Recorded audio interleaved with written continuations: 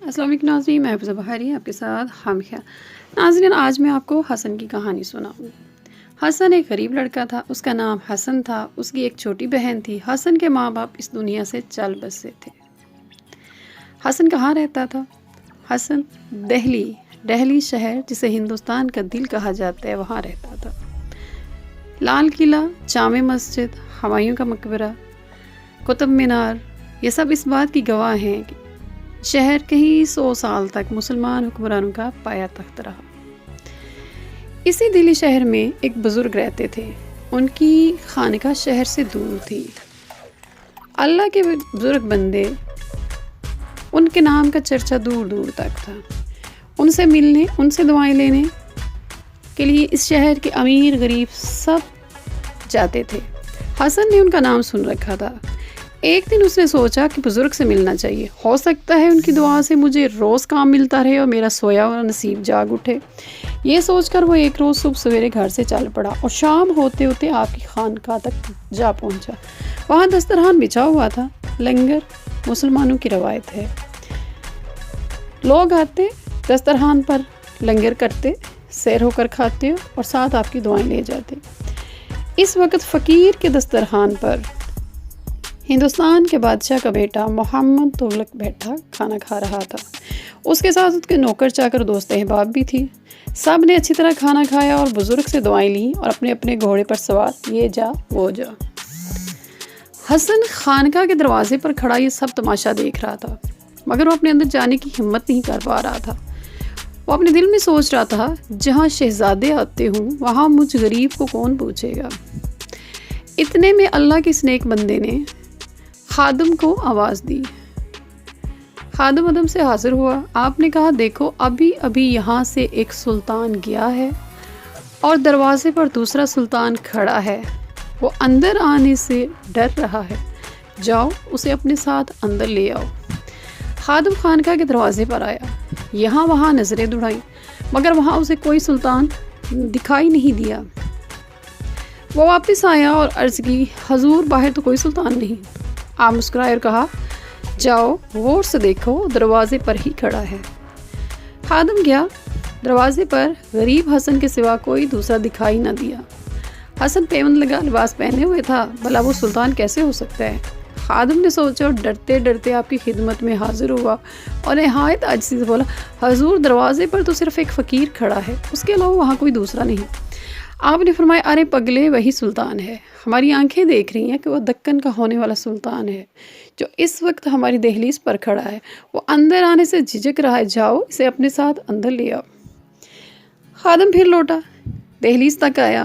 اس نے حسن کو سر سے پاؤں تک دیکھا، مسکرایا۔ اپنے پیر و مرشد کی بات اس کی سمجھ میں نہیں آئی، وہ سمجھنا بھی نہیں چاہتا تھا۔ وہ صرف ایک ہی بات جانتا تھا، خواجہ صاحب کا حکم جا لانا۔ اس نے حسن سے کہا، ہمارے خواجہ صاحب آپ کو بلا رہے ہیں۔ حسن خوش ہوا کہ چلو، قسمت کے بند دروازہ کھل گیا۔ وہ خادم کے پیچھے پیچھے ہو لیا۔ خادم نے اسے خواجہ صاحب کے سامنے لا کھڑا کیا۔ آپ نے اسے محبت سے اپنے پاس بٹھایا۔ خواجہ صاحب روزہ سے تھے، مغرب کی اذان کا وقت ہو رہا تھا۔ آپ نے اشارے سے حسن کو کچھ دیر بیٹھنے کو کہا۔ اتنے میں مسجد سے اذان کی آواز آئی۔ مؤذن کی آواز سن کر آپ نے طاق پر سے جو کی سوکھی روٹی لی، اس کے 4 ٹکڑے کیے۔ ایک ٹکڑے سے روزہ افطار کیا، دوسرا ٹکڑا حسن کے ہاتھ میں دیا اور کہا، جا، اللہ نے تجھے دکن کا سلطان بنایا۔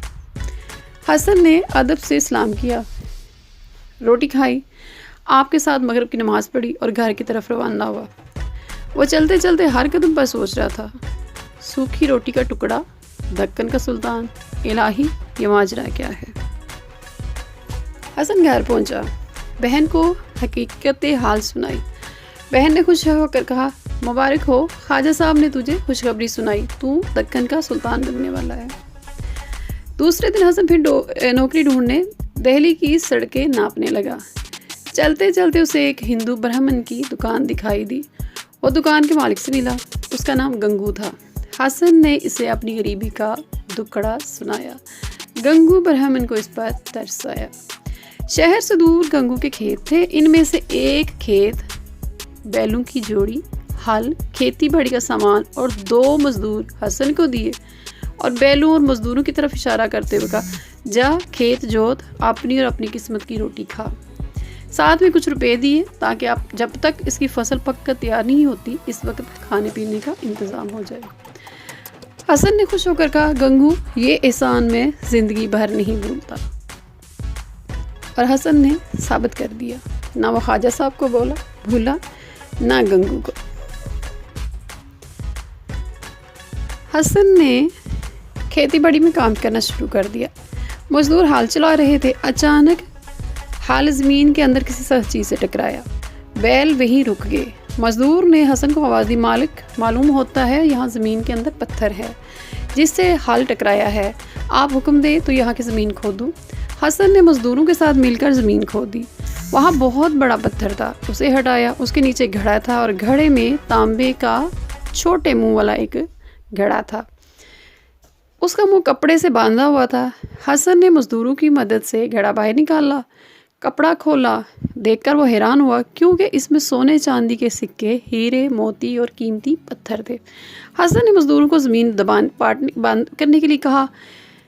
اس گھڑے کے پاس بیٹھ کے وہ سوچنے لگا کہ میں تو اس کا مالک نہیں ہوں، اس کا مالک تو گنگو دکاندار ہے۔ اس نے مزدور کے سر پر گھڑا رکھوایا اور برہم کی دکان پر لے آیا۔ دکاندار حساب کتاب میں کھویا ہوا تھا۔ حسن کی آہٹ پر نظریں اٹھائیں، سامنے حسن کو کھڑے دیکھ کر تعجب سے پوچھا، ارے حسن تم یہاں اس وقت؟ حسن نے گھڑا سر پر سے اتارا اور گنگو کے سامنے رکھا اور کہا، مالک یہ آپ کے اس کھیت سے ملا ہے جس پر آج حال چلا رہا تھا۔ گنگو ڈھیر ساری دولت دیکھ کر چونک گیا۔ حسن کی ماندر سے بہت خوش ہوا اور کہنے لگا، حسن اس دولت پر تمہارا حق ہے، میرا نہیں، تم یہ سب لے کے جا سکتے ہو۔ حسن نے جواب دیا، نہیں، کھیت میرا نہیں ہے، آپ کا ہے، یہ خزانہ آپ کے کھیت میں سے ملا ہے، اس لیے یہ میرا نہیں آپ کا ہے۔ گنگو اس جواب سے بہت خوش ہوا، اس نے گھڑے میں سے کچھ سکے، تھوڑے سے ہیرے جواہرات، موتی حسن کو دیے اور اسے رخصت کیے۔ اب سنیے اس کی قسمت کیسے پلٹی۔ شہزادہ محمد تغلق گنگو برہمن کا دوست تھا۔ اس گنگو برہمن نے حسن کی ایمانداری کا ذکر شہزادے سے کیا۔ شہزادے نے یہ بات اپنے باپ بادشاہ وقت غیاث الدین تغلق سے کہی۔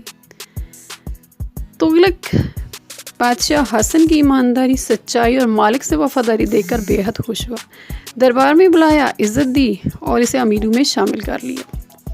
حسن کی قسمت جاگ اٹھی، اب وہ غریب نہیں، امیر تھا، اپنے وقت کے بادشاہ کا مصاحب تھا، وزیر تھا، جھونپڑی میں نہیں حویلی میں رہتا تھا۔ اس نے بہن کی شادی بڑی دھوم دھام سے کی۔ ایک دن گنگو حسن سے ملنے آیا۔ حسن نے اس کی بڑی آؤ بھگت کی اور کہا، بے شک مجھے یہ رتبہ اللہ کی مہربانی اور خواجہ صاحب کی دعا سے ملا ہے، اس میں آپ کی محبت اور سفارش کا بھی ہاتھ ہے، آپ کا یہ احسان مرتے دم تک نہیں بھول سکتا۔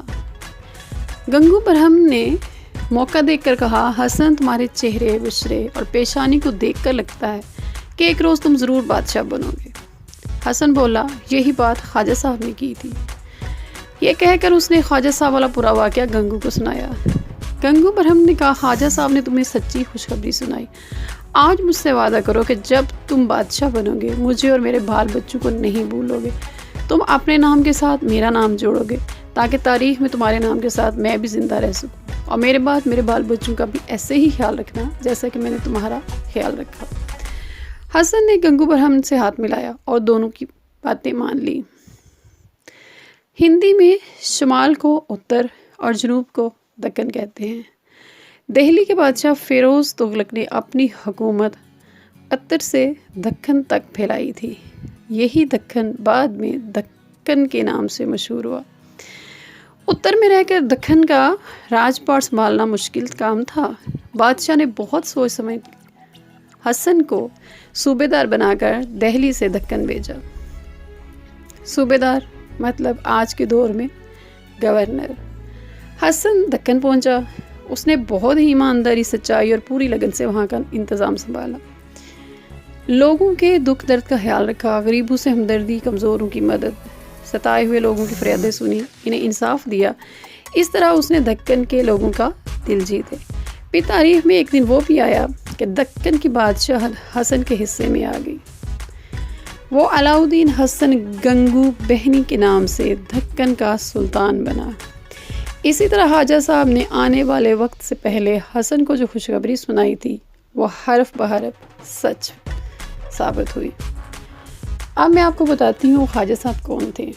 تو جناب وہ خواجہ صاحب آپ یقیناً انہیں جانتے ہوں گے، وہ حضرت بابا فرید الدین گنج شکر کے شاگرد محبوب الہی کے نام سے مشہور خواجہ نظام الدین اولیاء رحمۃ اللہ علیہ تھے۔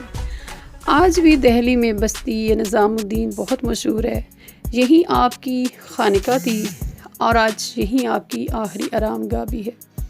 حسن نے گنگو برہمن سے کیا ہوا وعدہ پورا کیا۔ دکن کا سلطان بننے کے بعد اس نے اپنے نام کے ساتھ گنگو بہمنی لگایا۔ آج تاریخ میں وہ علاؤدین حسن گنگو بہمنی کے نام سے جانا جاتا ہے۔ لفظ برہمن سے ہی بہمنی بنا۔ اس نے بہمنی خاندان کی بنیاد رکھی۔ سلطان کی حیثیت سے اس نے دکن پر 11 سال 2 ماہ 7 دن حکومت کی۔ اس کے بعد اس کے بیٹوں اور پوتوں نے حکومت کی، وہ سب بہمنی سلاطین کے نام سے مشہور ہوئے۔ دنیا میں جب تک مسلم حکمرانوں کی تاریخ پڑھی اور لکھی جائے گی تب تک حسن کے ساتھ گنگو برہمن کا بھی ذکر ہوتا رہے گا، اور تاریخ لکھنے والا بہمنی خاندان کی تاریخ لکھتے وقت اس واقعے کو لکھنا نہیں بھولے گا۔ والسلام علیکم ورحمۃ اللہ وبرکاتہ۔